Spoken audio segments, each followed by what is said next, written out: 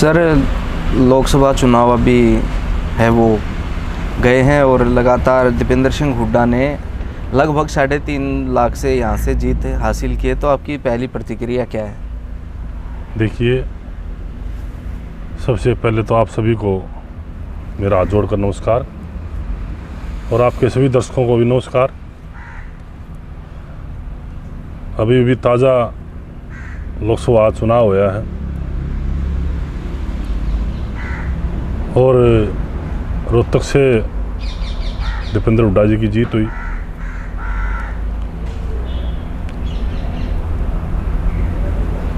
मैं कहूँगा कि जनता ने अपना मन बना रखा था,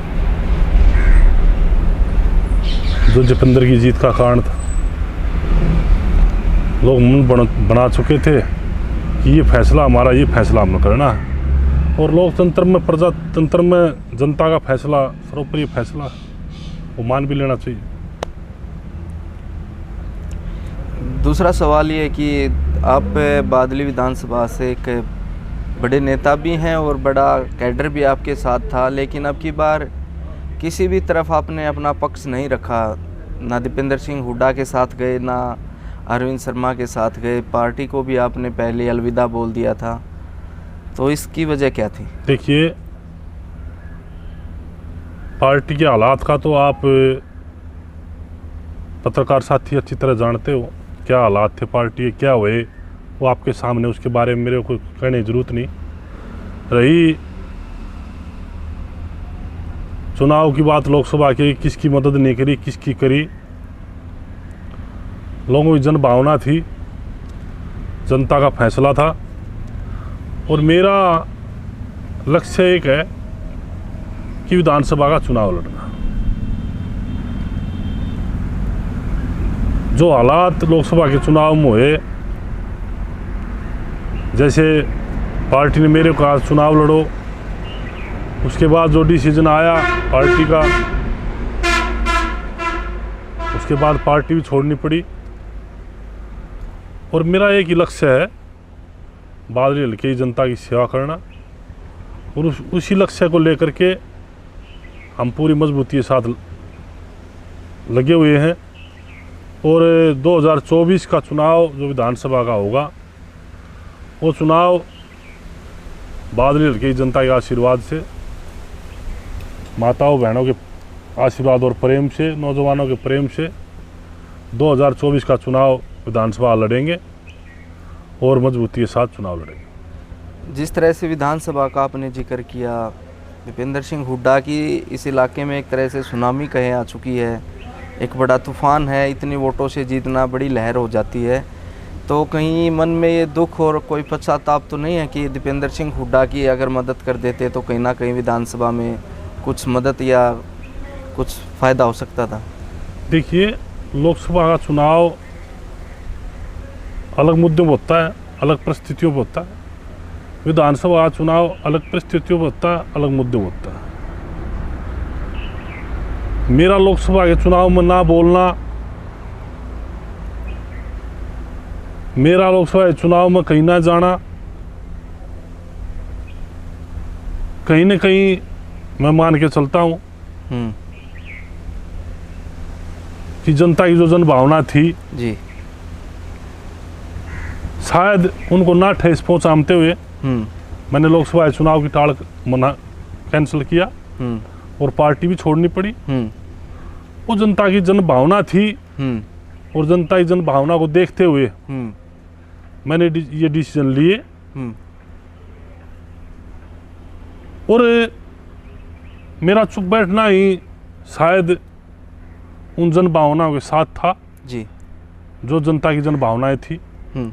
दीपेंद्र सिंह हुड्डा के साथ थी ज़्यादातर जन भावना आपकी बात। ये आप पत्रकार साथी, चुनाव का नतीजा आ चुका है।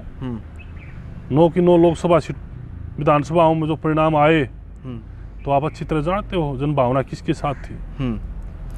और मेरा चुप बैठना ही दीपेंद्र सिंह हुड्डा के पक्ष में गया। वो जिसके भी पक्ष में गया, वो जनता की जो जन भावना थी, वो पक्ष तो जनता हमारे से बहुत ज़्यादा समझदार है, वो अपने आप फैसला कर लेती है हर चीज़ का जी। लेकिन विधानसभा चुनाव आने वाले हैं और अब शुरुआत हो जाएगी जल्दी ही। और विधानसभा चुनाव की तैयारी डंके की चोट पर करेंगे। बादली ने काफ़ी ज़बरदस्त लीड है दीपेंद्र सिंह हुड्डा को दी है, इस पर क्या कहेंगे? मैंने पहले ही बताया आपको, ये लोकसभा चुनाव था, जनभावना थी लोगों की। विधानसभा चुनाव विपरीत दिशा में होगा, अलग मुद्दों पर होगा, चेहरे पर होगा, हर चीज़ देख करके विधानसभा चुनाव, आने वाला विधानसभा चुनाव होगा जी। उस चुनाव में बदलाव होगा, पक्का बादल लड़के में मैं बता देता हूँ। जिस तरह से सर्वे किए, गांव-गांव गए, गली-गली गए, तो एक जिक्र आता है कि अब है संजय कबलाना की राजनीति है वो किस तरफ जाएगी।